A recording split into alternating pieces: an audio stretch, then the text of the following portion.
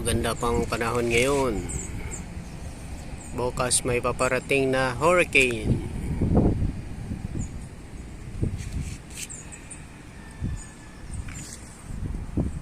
Kaya nilagay na namin yung sasakyan namin doon sa medyo hindi abot ng baha.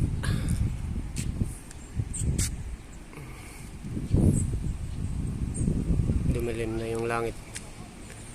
Baka mamayang gabi mag-umpisa na yung malakas na hangin.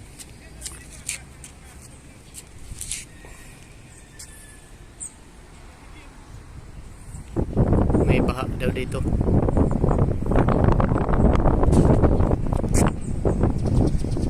Kaya bukas ng umaga, Lunes, walang pasok.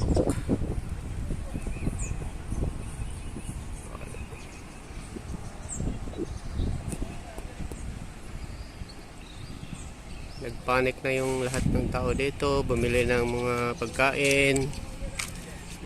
2 o 3 araw ang konsumo para sa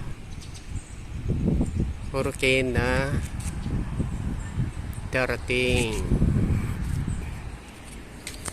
Nandoon pinaparking namin yung sasakyan, nandoon sa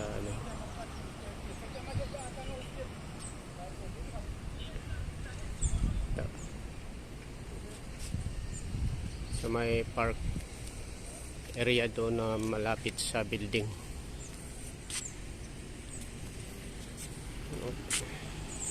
Dito maganda rin parkingan dito. Maraming bakante.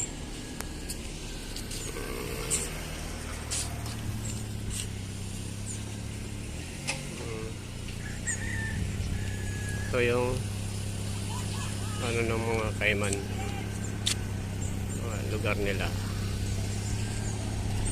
Pinarada na rin yung dito para safe.